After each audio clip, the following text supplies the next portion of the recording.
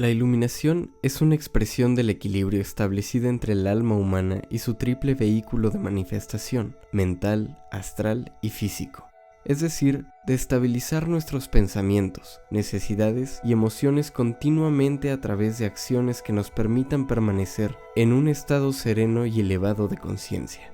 Esto se verá compensado con la introducción de la luz búdica, es decir, con la redención de la materia o purificación del Espíritu Santo que incide en las moléculas de nuestros vehículos. La luz penetra en ellas a través de un campo de vibración alto generado por ese estado de elevación. El Agni Yoga, yoga del fuego, de la energía ardiente, de la conciencia, debe ser un trabajo constante a través de la vida contemplativa, la atención plena y la meditación, que se alimenta de los espacios de silencio. En él se trabaja con la cabeza a través del chakra coronario que nos conecta con niveles superiores para alcanzar un nuevo nivel de conciencia cada vez mayor. Para hablar y profundizar en estos aspectos, nuestros invitados de hoy, el grupo de Servidores en la Luz, nos hablará del proceso de iluminación y redención. ¿Qué tal, queridos amigos? Los saluda Jacqueline Briviesca en su programa Espiritualidad Científica, un espacio de aprendizaje en donde convergen especialistas de diversos campos del trabajo espiritual para hablar sobre un tema en específico y con un toque de ciencia. En este día nos acompañan nuevamente nuestros compañeros y amigos ya del programa Servidores en la Luz. Está desde España. Jesús, ¿qué tal? ¿Cómo estás? Buenas. Hola, buenas tardes, buenos días, buenas noches. Pues es un placer estar aquí en este grupo de espiritualidad científica, pues porque nos permite reinventarnos en cada programa, en cada sesión, y eso para nosotros es un desafío y sobre todo es un placer poder servir, poder hacer este trabajo de cooperación, teniendo en cuenta que yo estoy en la península ibérica, vosotros estáis en México y en Argentina, e Así es, Internet lo permite, la nueva era permite todo esto. así es maravilloso y tener amigos en todos lados. Exacto. María Teresa desde Argentina, bienvenida. Hola, hola Jacqueline, gracias. Y sí, encantados de compartir nuevamente un programa con espiritualidad científica y sabemos que cada vez concita mayor entusiasmo para su conocimiento, digamos, y para su visualización. Y esto es muy bueno para poder compartir ideas y reflexiones conjuntamente. Gracias por ello, Jacqueline. Gracias. Y tenemos de aquí, de México, a nuestro gran amigo Ricardo Camacho. ¿Qué tal, Ricardo? ¿Cómo estás? Hola Jacqueline, con la alegría de compartir nuevamente con la espiritualidad científica una gran y bella labor que se está realizando en este grupo, indudablemente. Y hoy, pues convocados en un tema muy importante que has visto ya con otros hermanos desde distintos ángulos. Y por eso es tan valioso el tener esta perspectiva. Gracias, Jacqueline. Un saludo a todos. Así es, gracias. Pues sí, hoy vamos a cerrar este ciclo de programas encaminados hacia la iluminación. Recuerden que hemos estado aquí invitando a varios expositores de diversas filosofías, algunas religiones, etcétera, hablando acerca de este importante tema. Y hoy, bueno, pues vamos a cerrar este ciclo con nuestros grandes amigos. Recuerden la dinámica con ellos, pues ellos van a ir exponiendo todo el grueso del programa y yo al final pues haré algunas preguntas. Entonces, pues empezamos. Muchas gracias, Jacqueline. Y habiéndonos ya saludado y saludado a los oyentes, decirles que en este caso y en el tema que nos estamos interviniendo hoy, y comenzar diciendo que todo en el universo es una expresión de vida, de conciencia y de forma, misteriosamente vinculadas entre sí, unas con otras, desde unos alientos mayores, consustanciales con el éter del espacio, que permiten la cohesión, la interdependencia y finalmente el proceso de iluminación o de redención. Entonces, antes de continuar, vamos a mirar un poquito este diagrama que hemos traído acá, acá lo que tenemos es justamente lo que denominamos la personalidad humana, que está, digamos, dividida en 3 niveles, ¿no? 3 cuerpos, 3 vehículos. El que está diagramado en la parte más inferior estaría representando el vehículo físico, con su parte, la que conocemos, que son los 3 primeros subplanos inferiores, sólido, líquido y gaseoso, y luego tenemos 4 éteres, ¿no? En el plano físico. Y luego tenemos acá el vehículo emocional, envolviéndolo al físico, que también tiene 7 niveles, y por afuera el vehículo mental, que también tiene 7 niveles, pero con la característica de que los 4 inferiores constituyen lo que se denomina la mente concreta y los 3 superiores lo que se denomina la mente abstracta. Y vamos a hacer notar aquí un detalle, que es que tenemos algo muy interesante, que es el átomo físico permanente en el primer subplano físico, el átomo físico, digamos, astral permanente, ubicado acá, y el átomo, en realidad la unidad mental, en este caso, en el cuarto subplano mental. Esto constituiría la representación de la personalidad humana, ¿no? Entonces, acá podemos compartir ahora que la práctica de la meditación tiende a la abstracción y a despertar las emociones y la mente para adquirir conciencia del nivel abstracto. Una vez que el ser humano ha introducido en los cuerpos físico, emocional y mental materia del tercer subplano de cada plano, acá los hemos resaltado en color, tercer subplano contando de arriba, ¿no? De cada plano, nos dice Vicente Beltrán Anglada que en ese caso el yo superior o alma, ¿sí?, empieza a actuar en forma más consciente y continúa por medio de la personalidad alineada. Entonces, solo cuando los vehículos contienen cierta proporción de materia de este tercer subplano, entonces la personalidad puede, como un todo consciente, reconocer y obedecer al yo superior. Esto lo permite la meditación.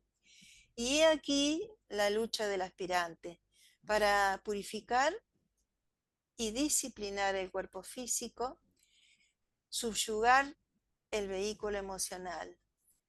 Entonces, purificación y subyugación describen el trabajo a realizar en los 2 planos, en el físico y en el emocional. Lo que hay que tratar de hacer es empezar el camino de la liberación, ¿no?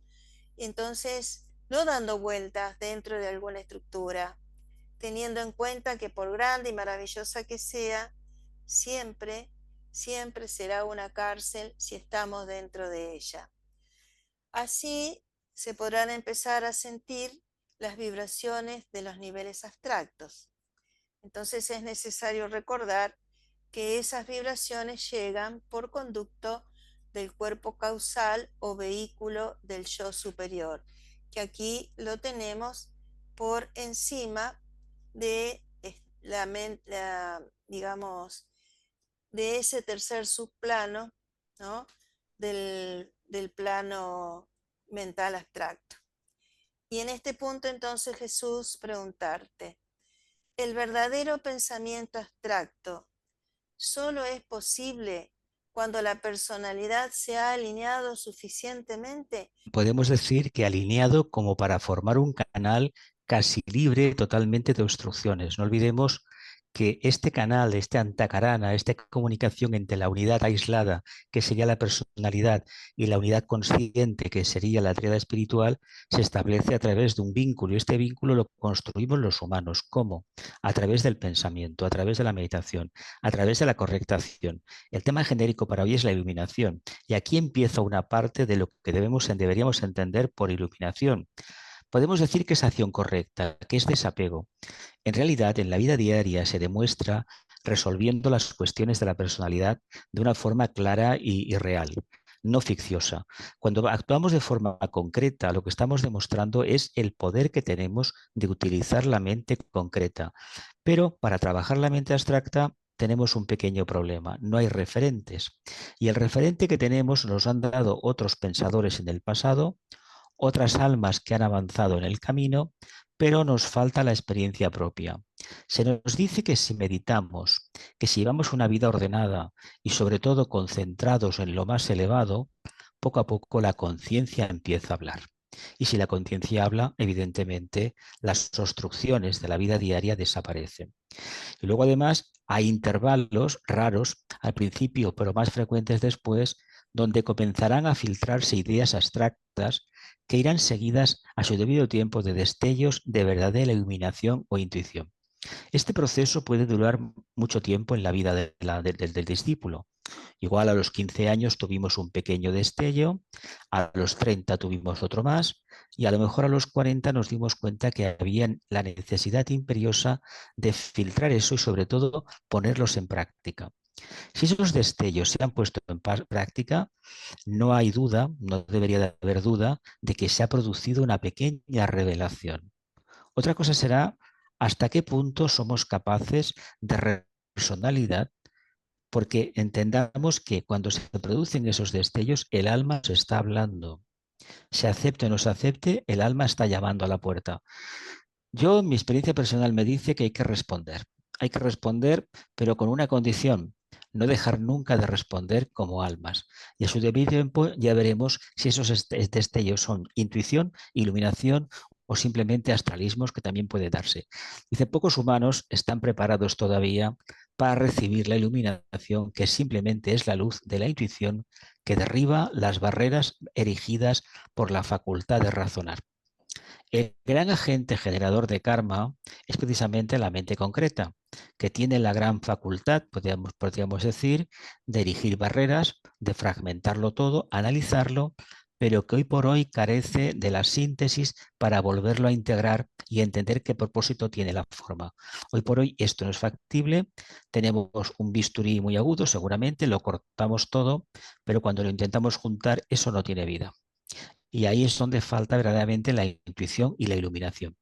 Se podría deducir que la iluminación espiritual no es sino una expresión del equilibrio establecido entre el alma humana y su triple vehículo de expresión, la personalidad, ya sea a nivel mental, astral y físico, con la consiguiente introducción de la luz búdica en el interior de los compuestos moleculares de dichos vehículos.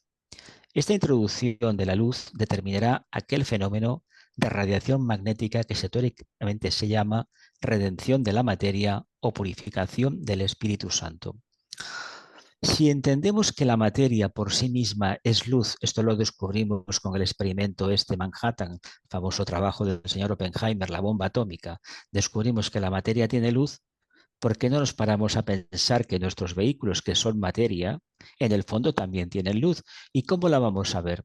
La veremos en tanto y en cuanto nos pongamos un poco muy elevados en la cima de la montaña, en lo más elevado de nosotros, y veamos que esa otra luz nos va a orientar mejor. La luz superior va a entender y nos va a hacer comprender para qué ha existido y para qué sirve la luz de la materia. Y no podemos vivir de la iluminación si las dos luces no están perfectamente sintonizadas y concentradas. Es decir, las dos deben estar activas. No basta que entendamos que la materia tiene luz, sino que la conciencia que se expresa a través de ella también irradia su propia luz. Por ejemplo, la ley de la solidaridad hizo posible la aparición de la gran invocación, que al ser recitada oral o mentalmente por muchos seres humanos, pone en vibración ciertos elementos débicos dentro de los éteres, capaces de transformar el mundo en términos de realización. Tales elementos débicos, de increíble sutilidad, ponen en relación las mentes humanas con la mente de Dios, a través del Señor Buda, punto de iluminado y centro de iluminación dentro de la humanidad. Nosotros tenemos un poder mental extraordinario. La invocación, la plegaria conocida en el pasado, nos puede servir para abrir un camino. ¿Qué se nos pide? Pues una vida consecuente a lo que invocamos. Si estamos invocando luz o amor, hagamos el favor de expresar la luz, el amor y el sentido común. De lo contrario, nos estamos traicionando. Y si nos traicionamos, generamos karma. También lo vamos a generar si no aplicamos correctamente aquello que nos viene, aquello que seamos capaces de evocar. Así que no nos queda más remedio que picar piedra en el sentido de invocar y al mismo tiempo compartir con los demás, irradiando esta recepción que hemos tenido de energía superior.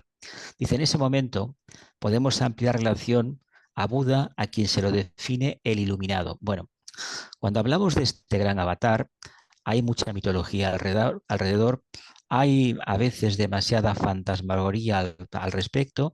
Tengamos en cuenta que el papel que representa el Buda, por mucho que imaginemos, los humanos no lo vamos a alcanzar hoy por hoy. Es un referente de lo que significa el tercer aspecto del logos, la mente. Buda nos dijo que Dios es luz. Después vino otro avatar, que todavía por el tiempo no hemos entendido el mensaje, que nos dijo que Dios es amor. Y en un futuro vendrá otro que nos dirá que Dios es voluntad al bien. En el fondo, son los tres aspectos de la esencia divina, la luz, el amor y la voluntad al bien. Pero el referente de Buda, que conocemos a través de la tradición oriental, que vino a la tierra como una filosofía más, no como una religión, sino como una filosofía de vida, pero ¿quién se puede permitir una filosofía de vida si sus medios económicos no le permiten seguir adelante en el día a día? ¿Dónde hay tiempo para estudiar, meditar, vivir en comunidad, etcétera, etcétera? ¿Qué se hizo entonces? Como no había tiempo para eso, se convirtió en dogma de fe, en religión organizada. Ahí se intentó matar precisamente el mensaje de la luz, porque es algo que está al alcance de todos siempre y cuando la mente concreta se transmute, se transforme, se transfigure. Si somos capaces de eso, el paso adelante lo hemos dado ya. Dice, este Buda fue efectivamente el primer ser humano de la gran evolución planetaria que alcanzó la liberación y que utilizó el poder ígneo proveniente de fuentes extraplanetarias para encender en el planeta Tierra la llama de la inspiración o de la iluminación, que a través de las edades constituirá el camino o sendero que recorrerán los seres humanos para llegar a la morada del Padre. El camino que él planteó nos lleva a la casa del Padre, evidentemente. Por eso se está desarrollando el intelecto tanto en estos últimos siglos. Porque es un camino que llegará el momento que lo deberemos reconvertir y entender que hay otra vía también que es válida, la del corazón, la de la intuición, pero no la vía del plexo solar como popularmente se dice. No se trata del deseo. Aquí se trataría de un deseo muy sublimado. Tanto es así que todo lo relativo al mundo de la personalidad quedaría reducido a la mínima expresión. Solamente algo abstracto. Si uno aspira a algo abstracto o desea soluciones abstractas, debe actuar en consecuencia. Por lo tanto, su vida debe ser, no diré un dechado de virtudes, pero al menos que no haya el conflicto existencial de la dualidad que tantas veces se acusa en muchas personas que están en el camino. No podemos ser hoy santos y de mañana ser demasiado mortales. Es decir, nos hemos de mantener en un equilibrio. Y ese equilibrio da la liberación, da la iluminación. Y son los pares de opuestos, espíritu y materia. Si estamos en el centro, hipotéticamente en el centro, ahí está la luz. No está ni en un lado ni en otro. Para nosotros está en el camino del medio. Dice además, todo trabajo esotérico o místico que se refiere a la liberación está estrechamente relacionado con la obra iniciada por Buda hace miles de años. Él hizo un trabajo, pero no olvidemos que él se inició muchísimos miles de años antes. Por lo tanto, en el comienzo, un periodo florido de inicios de la raza aria, él ya era un iniciado, un maestro, un ser que vino con una grandísima preparación. Viene de la cadena lunar. No es de la cadena terrestre técnicamente hablando, no se individualizó aquí. ¿Por qué? Pues porque no hay suficiente bagaje interno para que florezcan estas flores tan elevadas. Y aquí tenemos, Ricardo, una pregunta. ¿De la actividad de Buda como avatar y como depositario del fuego de la iluminación divina, debe ser considerada como un centro perpetuo de liberación? Gracias. Y con toda esa bella explicación acerca del Buda, de su origen, quizás desde la cadena lunar, y entendiendo ahora que tiene una gran misión, indudablemente que nos queda un gran reto para comprender a esta gran entidad. La misión máxima de Buda en los momentos actuales es relacionar nuestra logia espiritual, cuyo centro máximo es Shambhala, con una corriente espiritual de vida proveniente del gran señor de Acuario, que es la época en la que estamos viviendo, una época especial que será dividida indudablemente en varias etapas, pero que estamos iniciando, y que ha de producir comprensión e iluminación, es decir, ha de producir liberación. Ciertos rayos de poder que irradian constantemente de Acuario, conocido como el aguador celeste, incidiendo sobre Shambhala, son canalizados por Buda anualmente durante el gran festival espiritual de Wesak. Coinciden con la hora exacta del plenilunio de Tauro, que es el segundo gran festival de los tres que se realizan en el año. El primero, el de Pascua en Aries, el segundo, precisamente, el de Wesak.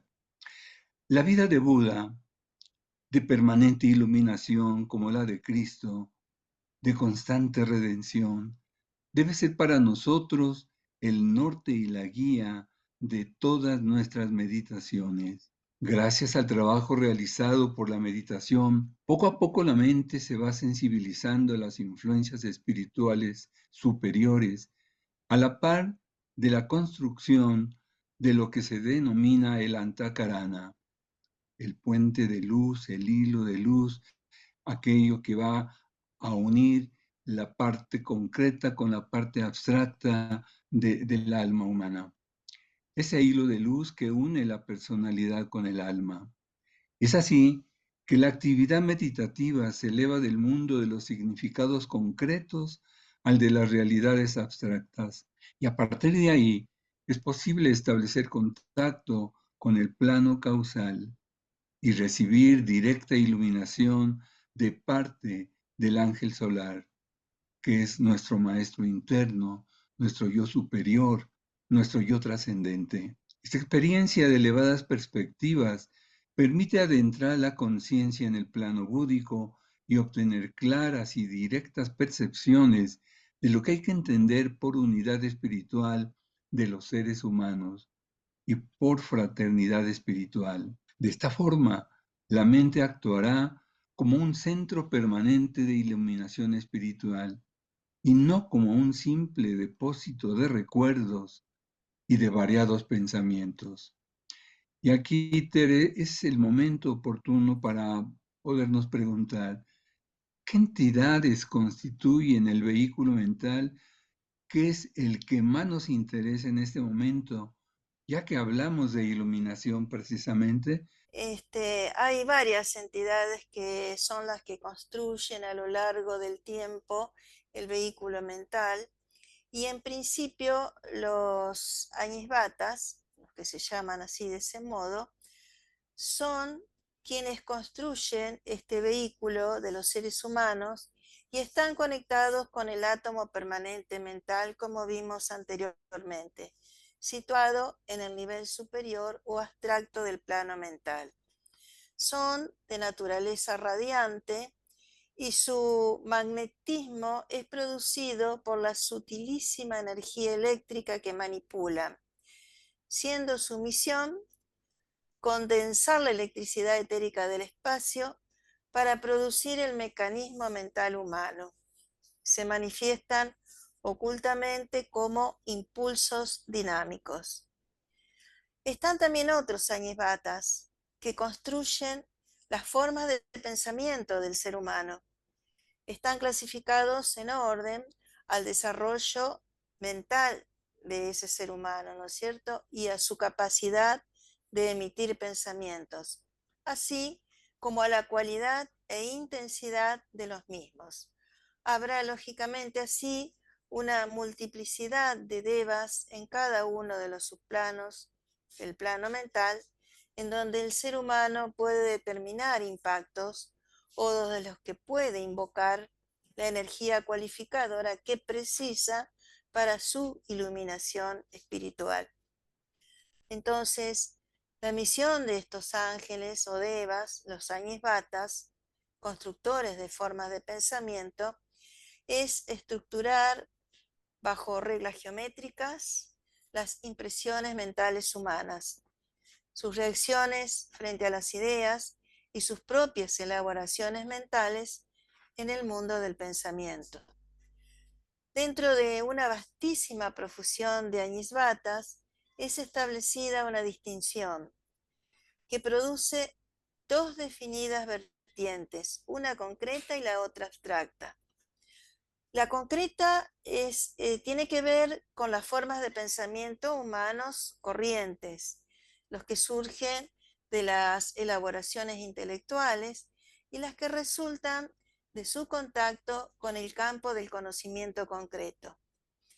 Y por otro lado, se tienen las otras que obedecen a razones de orden superior y son formas subjetivas, aunque pueden ser objetivadas por la mente del creador y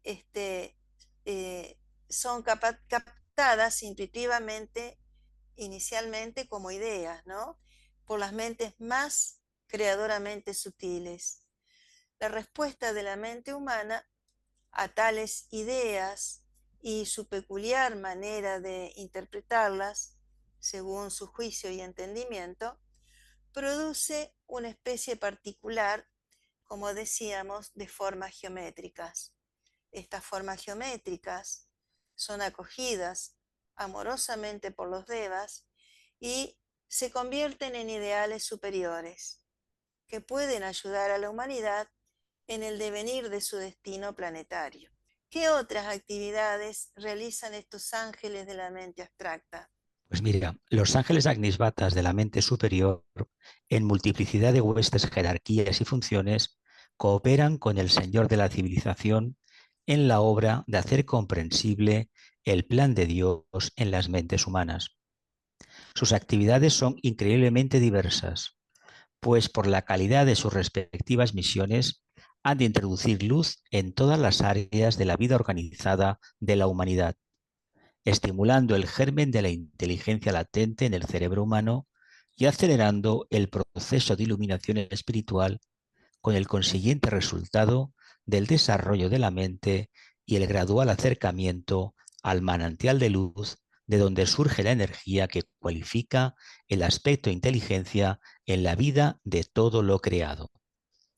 Es evidente que trabajan conjuntamente, en estrecho contacto con la humanidad, con otras jerarquías débicas como los devas de todas las jerarquías de los agnichaitas en el plano físico y los agnisurias en el plano astral o de las emociones. Por otro lado, contamos con un elevado elemento de contacto para esta nueva era que es el Agni Yoga, que trata de descubrir el íntimo y maravilloso secreto de verdad que se halla oculto más allá del placer de las palabras y de la sutilidad de los argumentos mentales, ya que más allá de las palabras se halla el poder mágico del sonido, más allá del sonido se halla el campo conceptual de la mente y que todavía más allá de la mente se halla la fuerza productora del verbo en el centro vital y esencial del corazón, que bajo la forma mística del amor expresa la intención o el propósito de Dios en la vida del ser humano. Texto procedente de Vicente Beltrán Anglada en la introducción al Agni Yoga.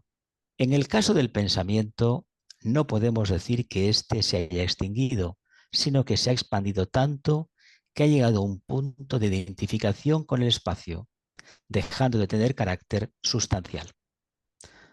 Aquí, Ricardo, tenemos una cuestión para ti. Entonces, ¿qué produce el Agni Yoga en los pensamientos humanos? ¿Qué nos puedes ampliar? Sí, Jesús, gracias. Agni Yoga, el yoga de síntesis, el yoga de fuego. Pues sí, así pues, al igual que el humo disuelto en la atmósfera, el pensamiento ha dejado de tener valor cualitativo y ha pasado a engrosar ciertas zonas del espacio.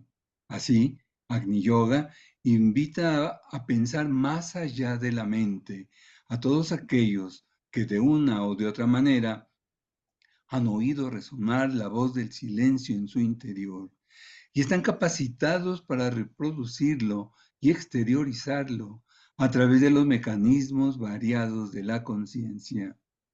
Con estas palabras se expresa un hecho definido que refiere a la experiencia de un estado de quietud mental y espiritual, de tan elevada trascendencia que por breves momentos el corazón se ha sentido inmensamente desahogado y libre la mente inmersa dentro de un indecible vacío de ideas y de pensamientos.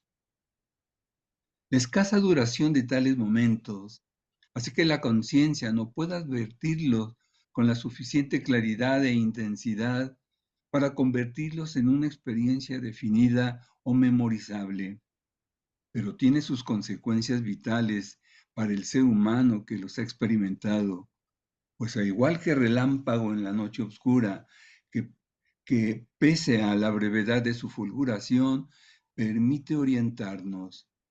La breve iluminación de la conciencia permite que nos demos cuenta, a veces sin que lo advirtamos, de alguna definida situación psicológica o la manera de resolver algún problema de la existencia. Sin dudas, que son numerosos los seres humanos que en el transcurso de su existencia han experimentado los efectos de esta iluminación espiritual, de carácter breve, pero intensamente vibrante. Así, se espera que a través del Agni Yoga, hacer cada vez más extensos y perceptibles aquellos periodos de plenitud y de vacío creador y convertirlos, mediante la atención profunda y la serena expectación, en experiencias capaces de ser voluntariamente repetidas hasta llegar el momento en la vida en que el relámpago de luz del principio de la vida espiritual se convierta en la propia luz espiritual de nuestra vida, en aquella trascendente luz que ya jamás habrá de abandonarnos. Puede que no recordemos siquiera uno de tales relámpagos de iluminación interna. Puede suceder que no recordemos, pero sin dudas a estas experiencias la hemos experimentado prácticamente todos, ¿no? Ya y en todos los niveles internos. Y si se tienen propósitos espirituales de luz, de conocimiento, de plenitud, la semilla ha de madurar dentro por efecto de aquellos impactos de iluminación o de revelación. Más tarde o más temprano llega, ¿no? Y Agni Yoga justamente es un camino muy práctico frente a la realidad de la época que estamos viviendo.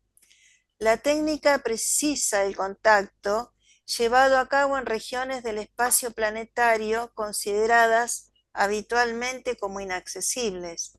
Corresponde sin duda a la experiencia del discípulo y a su capacidad técnica de interpretar luego todos los hechos que se realizan dentro de su conciencia en términos de realización. De allí que el Agni Yoga debe expresarse prácticamente en la propia vida, ¿no? Y constituir un testimonio viviente de aquello superior que proviene de zonas mucho más allá de la mente.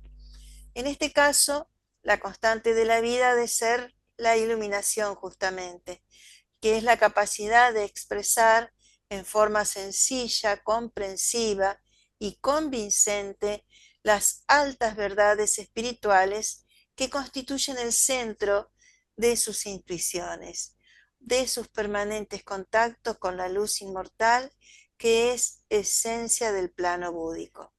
Así, el discípulo experimentado en las reglas del Agni Yoga viene a ser para los aspirantes espirituales del mundo como un canal transmisor de verdades, sin ser condicionadas por la mente y que deben ser recibidas por medio del corazón.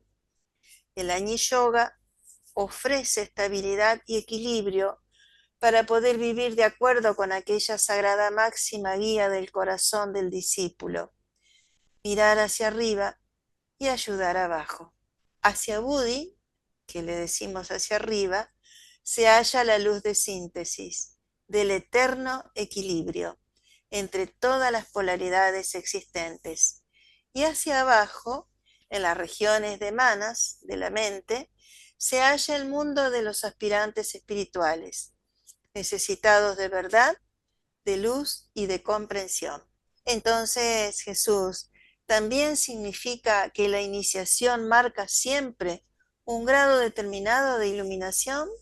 Pues mira, según se dice ocultamente, la luz es una constante cósmica que jamás será conquistada en su totalidad.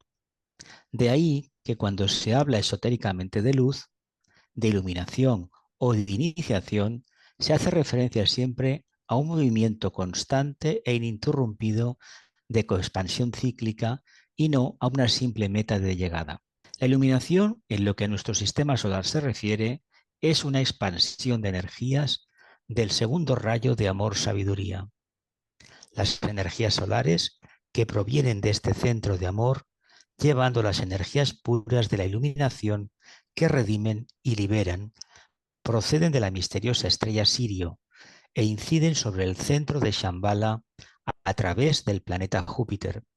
Afectan, por lo tanto, al departamento jerárquico del Bodhisattva o instructor del mundo y a todos los ramas de segundo rayo dirigidos por su Chohan, el maestro Kutumi. Bien amigos, la bibliografía consultada para el programa de hoy procede de los libros y conferencias de Vicente Beltrán Anglada. Pueden contactar con nosotros a través del correo electrónico servidoresenlaluz@gmail.com. Bien, pues gracias por la exposición. Y ahora vamos a continuar con algunas preguntas que les haré a nuestros amigos. Bueno, ustedes estuvieron hablando acerca del mundo débico, ¿verdad? De estos seres que pueden apoyar. ¿Qué tanto nos pueden ayudar verdaderamente en la búsqueda y expresión de la iluminación? Entiendo que el reino débico es un reino humano, hermano del reino humano. Ujú. Evidentemente, en el momento en que los seres humanos estemos inspirados, en el momento que los seres humanos hagamos las cosas correctamente y centrados en ellas, hay una parte de inspiración que bien podríamos decir que proviene del reino débico o angélico. Ahora bien, quitémonos de la cabeza la idea peregrina de que los devas, los ángeles, nos lo van a hacer todo. Nosotros debemos poner las condiciones y una de ellas, la más importante, es el silencio. Así es. ¿Alguien más quiere aportar algo?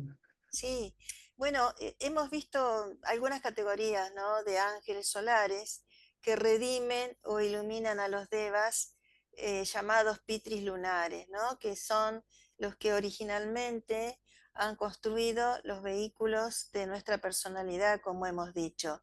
Y son estos ángeles, estos devas, que necesitan de esa purificación y de subyugación, como mencionábamos anteriormente, ¿no?, tanto emocional y también como iluminación mental. Y en cada vehículo, estos ángeles solares, que son ígneos, echan luz y traen fuego, quemando todos los residuos kármicos del pasado, ¿no? Por lo tanto, traen en su accionar liberación de cada una de las materias de los vehículos de la personalidad. De allí la trascendencia de Añi Yoga. Sí, y los devas o ángeles son dos evoluciones que avanzan en paralelo, se necesitan una con otra, puesto que al ir avanzando, el beneficio es para ambos. El ser humano va generando pensamientos por la expresión que se dice, y el ángel recibe ese pensamiento y lo transforma en una energía que va a transformar y a crear y a hacer objetivo aquello que el ser humano logró pensar a través de su mente. Por lo tanto, existen, como se comentó hace rato, infinidad de ángeles, Ujú. pero quizá los más cercanos con los que el ser humano está relacionado son los del plano físico etérico, los del plano emocional astral y los del plano mental. Y del plano mental, aquel plano de los primeros subplanos del plano mental, que se podría decir el pensamiento concreto. Pero hay más ángeles que están ya en el plano abstracto, ángeles que están ya en un plano muy elevado, que es el plano búdico, y bueno, muchos más. Por lo tanto, debemos acudir, debemos de invocar, debemos de apoyarnos para que ese gran proceso que queremos alcanzar de una iluminación en algún momento se pueda realizar. Será siempre con el apoyo y la guía de estos devas, de estos ángeles que están en todas partes. Bien, gracias. Y bueno, también esta parte del alineamiento, la purificación y la integración de la personalidad que suponen las primeras etapas en la conquista de la iluminación, ¿por qué es importante considerarlas? Pues porque prácticamente se pone en práctica la disciplina. Se dulcifica el carácter, se somete poco a poco el vehículo emocional a la presencia del vehículo mental y sobre todo se entiende el conglomerado energético pránico del vehículo etérico. Por lo tanto, en la medida que vamos tomando conciencia de estos vehículos, que es un proceso muy largo, se empieza una etapa instintiva, lo que se adquiere no es el resultado, sino la capacidad de domesticar a esos tres vehículos para que respondan a un único propósito. Al principio es la mente concreta, en la primera etapa es el instinto, después viene el deseo, y luego aparece una mente que tiene un pequeño propósito ligado al mundo de la personalidad. Cuando este propósito se ha conquistado, se va avanzando y se va viendo poco a poco que lo que en un principio era un obstáculo es una oportunidad de alcanzar un nuevo nivel de conciencia y así ir subiendo hasta que nos podamos quedar estabilizados en lo más elevado. Hoy por hoy no lo podemos hacer porque no tenemos la referencia completa del proceso. Solamente nos ha sido transmitida a nivel de información, de conocimiento para unos, de especulación para otros, pero no hemos tenido todavía la oportunidad de integrarla dentro de nuestra conciencia, de tener una comprensión tal que nos movilice como personalidades, como almas encarnadas. Ese proceso nos ha dado en amplia escala y por eso todavía tenemos esta reverencia a la enseñanza teórica y dedicamos muy poco tiempo a la práctica real. Ujú. Que bueno, que estos momentos de preparación de nuestros vehículos son realmente previos y necesarios, como bien expresó Jesús, y se denomina preparar el cáliz, ¿no? Ese contenedor donde pueda introducirse el alma. Y cuando esto se produce, se dice que es la personalidad infusa con el alma, ¿no? Constituyendo un solo vehículo. Y posteriormente, bueno, vendrá la otra etapa donde se funde con aquella chispa divina que cada uno de nosotros es y está esperando a que se realice esa transición, digamos. Bien.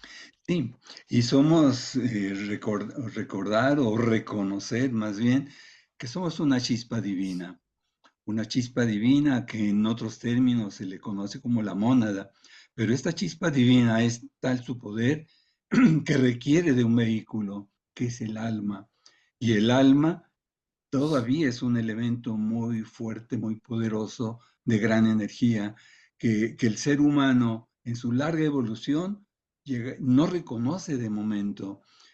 Y el alma, por lo tanto, para poder hacer su evolución, utiliza estos tres vehículos que conocemos como personalidad.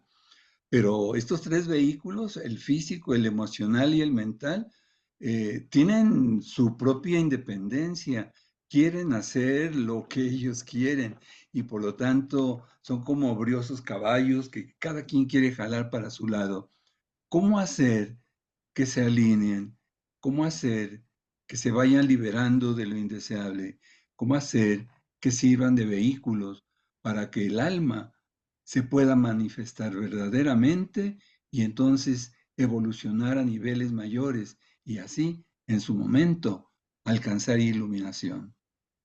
Así es. Y ese es un trabajo que tiene uno que hacer a través de distintos medios, buscar este equilibrio y estas prácticas, pero uno tiene que abrirse a la cuenta de que tenemos que hacer algo por nosotros mismos, ¿verdad? No esperar que nos caiga del cielo, sino estar trabajando La, continuamente. la verdad es que hemos de poner en práctica todo aquello que nos interese y que creemos que puede tener un significado y nos puede dar un resultado. Lo que no vale es empezar una cosa y a los 2 meses o a las 3 horas dejarlo ahí como que es muy bonito, preferir creer que conocer. No olvidemos que iniciamos un camino donde solamente va a contar el conocimiento, el poco, mucho o nulo que tengamos, no la creencia. Hoy tenemos muchísimas creencias, la mayoría imprácticas, porque tampoco ajustamos nuestra vida al patrón que representa la creencia, sino que nos queda muy bien decirlos, que somos de una religión o de otra, pero seguramente no viviremos nunca, porque no tenemos ganas ni capacidad de profundizar en el verdadero sentido de una religión, que no tiene nada que ver con la materia. Las verdaderas religiones hablan de la conciencia del espíritu, de la divinidad, y para ello el mundo de la materia es la mayor cárcel que puede existir. Mientras nos rodeemos de materia y pensemos en términos de materia, de mente concreta en este caso, se va a esfumar ese espíritu, esa luz o ese amor del Nazareno, etcétera, etcétera. Así es. Ujú. Bueno, ustedes hablaron del Raja Yoga, a aclarar un poquito y recordar bien qué es y por qué resulta imprescindible en la práctica y la búsqueda de la iluminación. Bueno, el Raja Yoga es el yoga que nos permite preparar nuestra mente, ¿no? Y se trabaja con él para que podamos construir lo que se llama aquel puente de luz, que es el Antakarana, ¿no? El puente de luz que va, si observamos el gráfico inicial, desde la unidad mental hasta el loto egoico, ¿no? Lo que se llama loto egoico. Pero nos permite ese Antakarana ir desde el intelecto a la intuición, como bien lo nombró Alice Bailey, ¿no? Entonces, esto, como bien decía Jesús, es una práctica la cual debemos realizar y que solo conseguiremos avanzar por la experiencia, ¿no? Por la práctica meditativa y además aplicándolo cotidianamente. Y una vez que se construye aquel puente, ¿no? Puede llevarnos muchísimas vidas, muchísimas encarnaciones. Y entonces cuando nos ponemos en contacto con nuestro yo superior, este yo superior o ángel solar es nuestro maestro, nuestro primer maestro, quien nos enseña muchísimas cosas. Claro, previamente nosotros hemos aplicado otros yogas que nos han permitido, por supuesto, incorporar el paradigma de belleza en el plano físico y el paradigma de bondad en el plano emocional. Con el Raja Yoga nosotros lograremos, en definitiva, alcanzar el paradigma de verdad. Y con eso, con ese paradigma, nosotros podemos iluminar todos los vehículos inferiores. Sí, quizás también reconocer que hay un plan para la humanidad y que dentro de ese plan, como bien señalaba Tere, ha habido un yoga para cada una de esas etapas.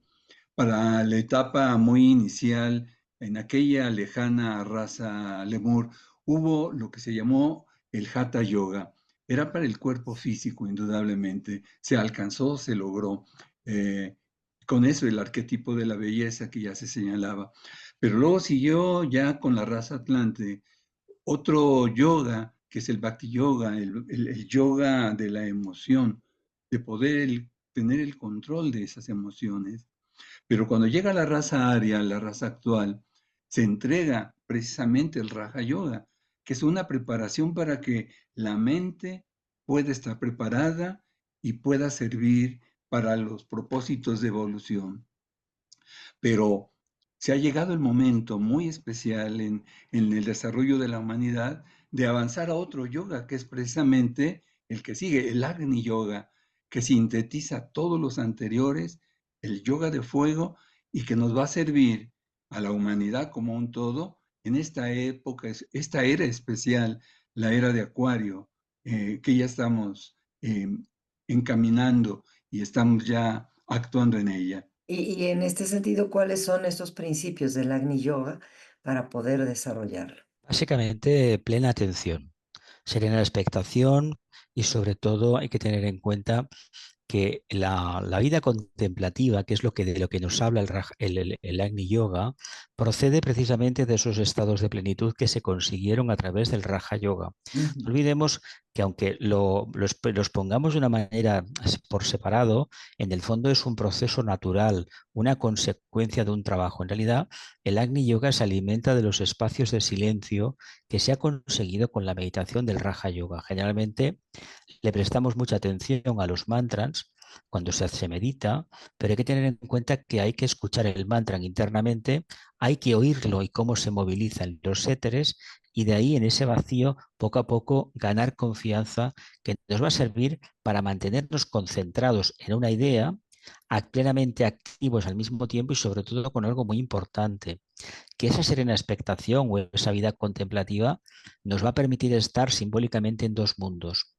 En el mundo de la mente abstracta, donde no entra la conciencia individual y al mismo tiempo saber que estamos en un mundo tridimensional karmático, es decir, tener los pies en tierra. Lo que sucede es que este proceso no es de un día para otro y las experiencias de Agni Yoga de profunda identificación con lo abstracto, es decir, sin tener un pensamiento por medio, te puedes quedar en un estado que no sabes muy bien dónde estás. Claro, hay que regresar al cuerpo físico. Esto te pasa acostumbra a pasar en conciencia de vigilia. Lo importante es que tengamos en cuenta desde qué chakra estamos trabajando. Con el Agni Yoga trabajaremos con lo más elevado. Lo más elevado es la cima de la cabeza. Y si después de una meditación hacemos el camino de descender la energía, ya sea al centro agna o al centro laríngeo, realmente tendremos una perspectiva mucho más concreta de la vida, o incluso al corazón. Más abajo del corazón no, porque eso ya es el campo de la personalidad. No quiere decir esto que tengamos que acentuar la atención en los chakras, no, sino que ya que trabajamos con los chakras de la cabeza, seamos consecuentes en la medida de que nos hemos de quedar anclados ahí, pero de tal forma no en lo más abstracto, que sería el coronario, descender un poco, y si tenemos capacidad de dirigir nuestra vida desde el centro Agna, bienvenido el día que pusimos los pies ahí.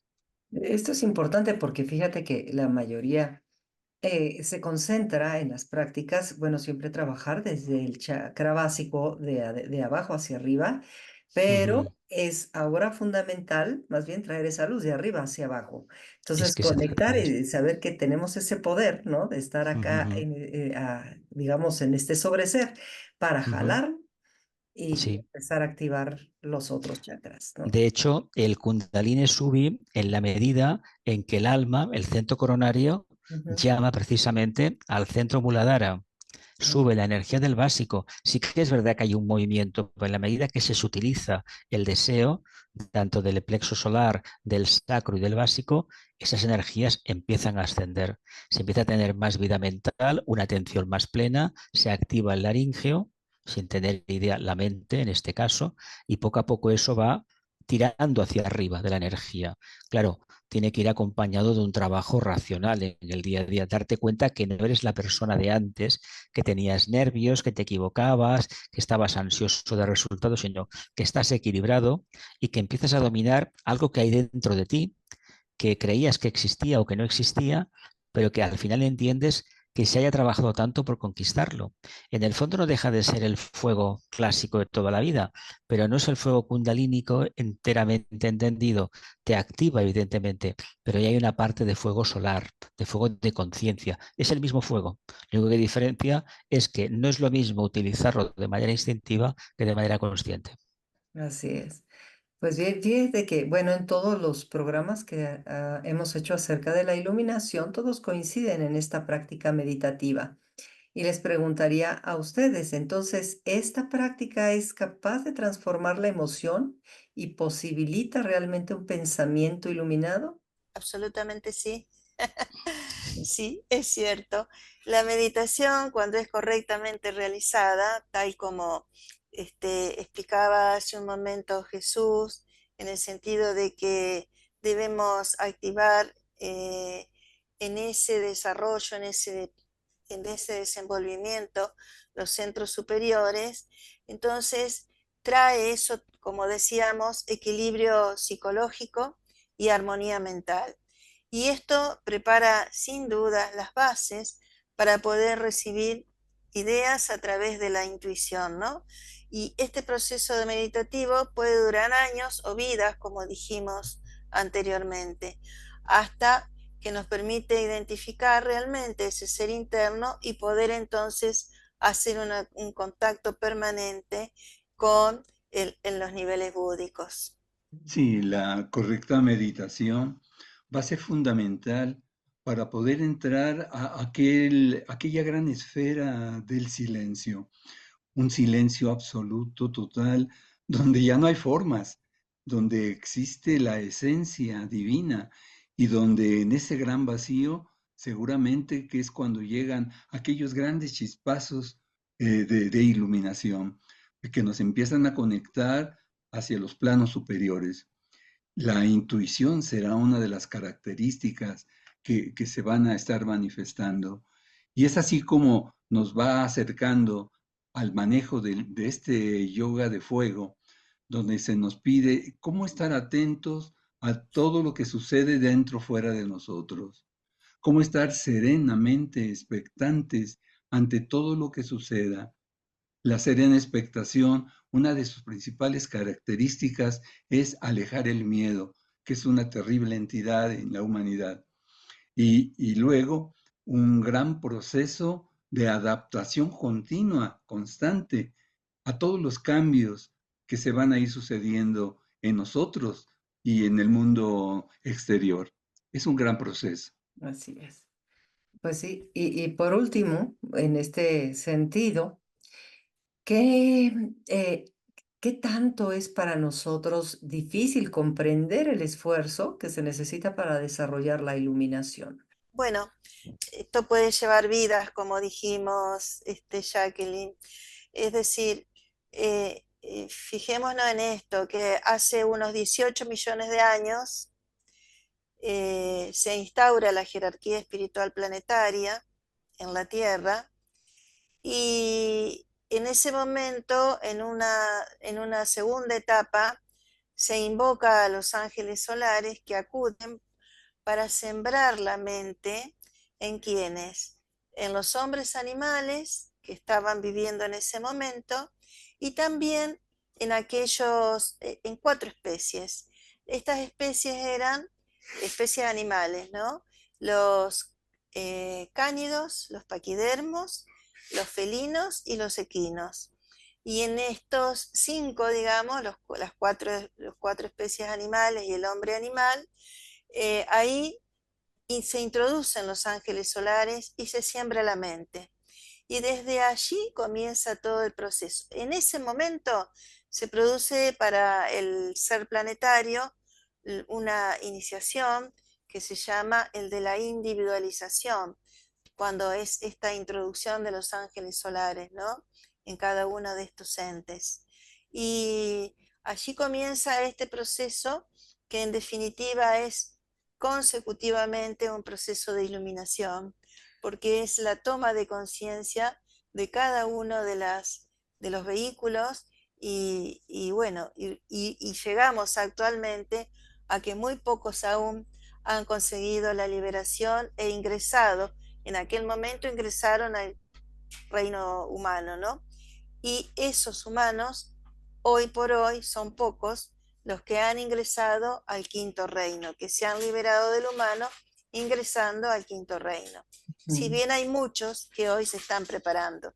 Pues alguien quisiera aportar algo más. Básicamente es un camino muy largo.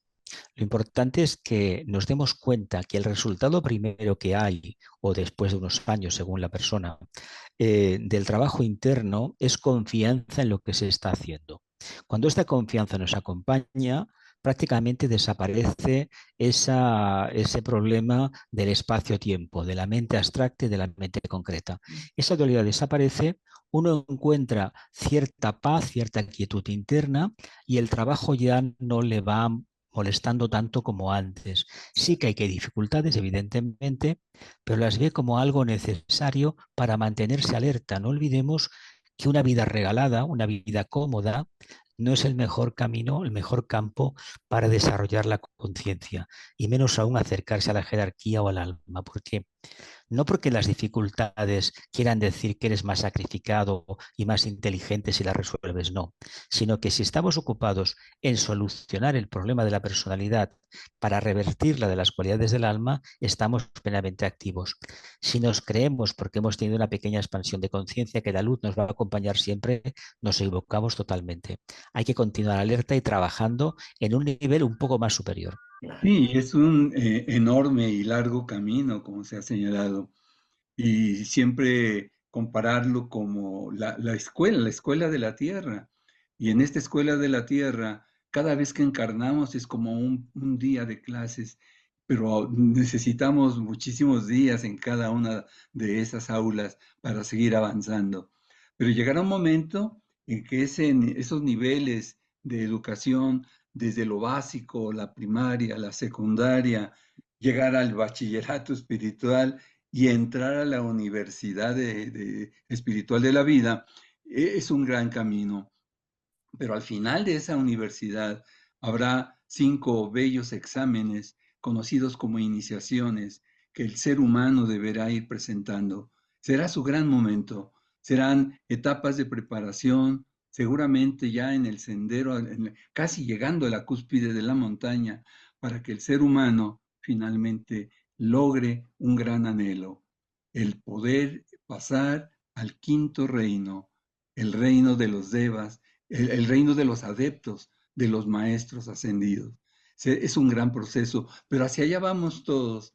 Lo único que hay que hacer es perseverar y algo que es fundamental, que la voluntad iluminada siempre nos guíe, no dejar que ningún obstáculo nos detenga. Sí, ya Así que. es, así es. Pues amigos, es la invitación a que empiecen a practicar algún tipo de meditación y que, vaya, empiecen 10 minutos, 5 minutos por lo menos, y poco a poco irlo incrementando. Media hora es fenomenal y ya si pueden hacerlo poco a poco más tiempo, sería genial. Pero el hecho de tener esta intromisión con nosotros mismos, en paz, en calma, estar atento de la respiración, es la base. Simplemente está atento a tu respiración y deja ir los pensamientos, las emociones, los sentimientos, las sensaciones del cuerpo, lo que escuchas, para que puedas estar en tu centro y eso es fundamental. Y bueno, pues poco a poco empecemos. Pues bueno, yo les quiero dar las gracias por esta pues por esta cátedra que tienen ustedes con nosotros cuando se encuentran en este programa. Y bueno, nos quedamos pendientes también para el siguiente, que vamos a hablar un poco más de los devas, ¿verdad? Para cerrar también esta parte y otros programas que están ahí pendientes con nuestros amigos. Pues muchísimas gracias a todos. Gracias, Jesús. Gracias, María Teresa. Muchísimas gracias, A Ricardo. ti, a ti. Están en mi corazón y les agradezco infinitamente su presencia. Gracias Gracias. a todos. Gracias amigos, bendiciones y estén con nosotros la próxima semana. Esto es Espiritualidad Científica con Jacqueline Briviesca.